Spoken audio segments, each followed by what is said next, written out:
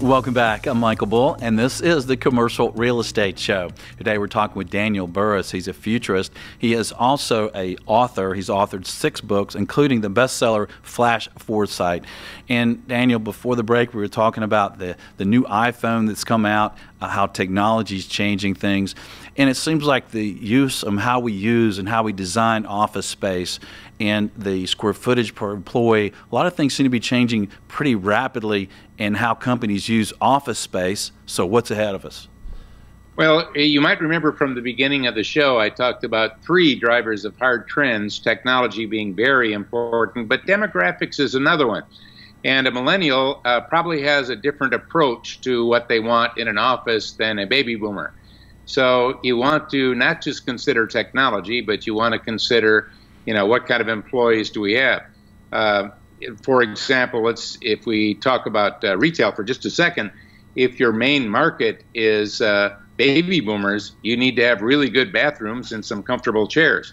If your main market is young millennials and Gen Z, you don't even need a bathroom and you don't need any chairs. So really we have to look at what is the company that and what is the demographics that I'm designing this office space for. Secondly, with mobile increasing, does that mean we don't need offices? And the answer is yes, we do. You see, some people can work by themselves, can work out of their house, and they do fine. Other people need to be with other people. They need to be able to collaborate. They need rapid communications. They need to be able to get together and huddle.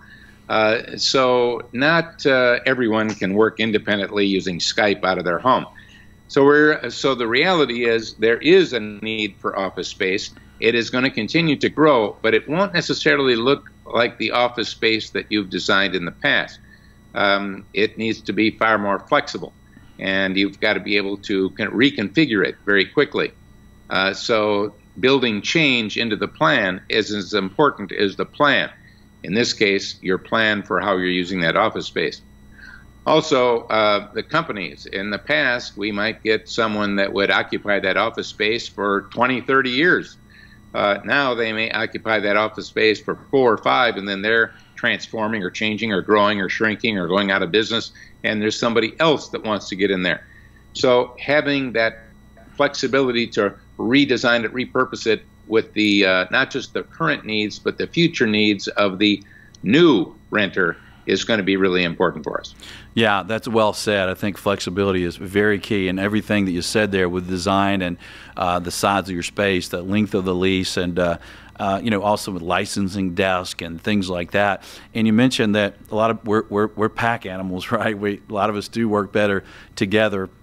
But you talked about technology and how that's changing. I mean, you have cheaper storage space, more bandwidth. So do you see more people becoming maybe independent contractors and maybe less being employees and clocking in at 9 o'clock and clocking out at 5? Well, I see that we have a mountain. Now, this is driven by those 3 digital accelerators I talked about. We're at the base of a mountain of technology-driven innovation. You think you've seen a lot of innovation? You haven't seen nothing yet. The ability to transform all these processes is going to let entrepreneurs, which might be a 1-person shop or a 5-person shop or a 10-person shop, develop all the time. Plus, you have baby boomers retiring, and guess what? They're going to live a lot longer, and that means they didn't save enough, which means they're going to want to work, maybe not full-time, and they're probably going to want to work at their own business. So we have a lot of organizations that are going to be small.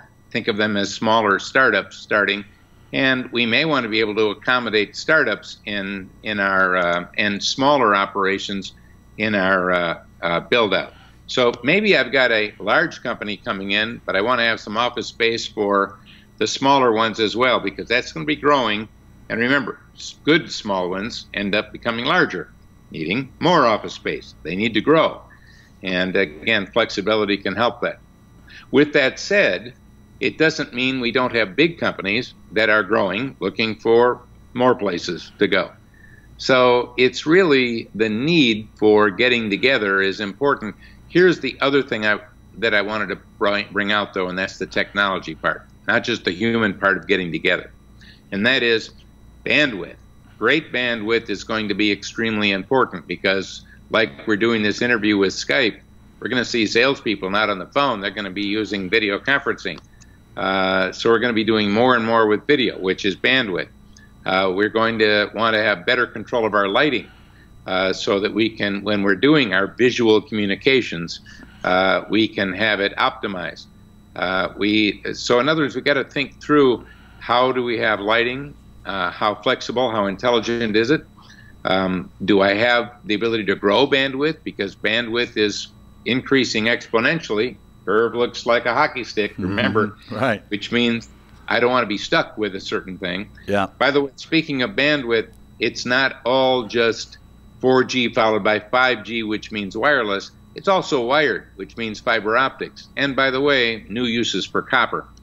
So make sure that you've got an environment that can technically grow at an exponential rate because your customers are going to want it.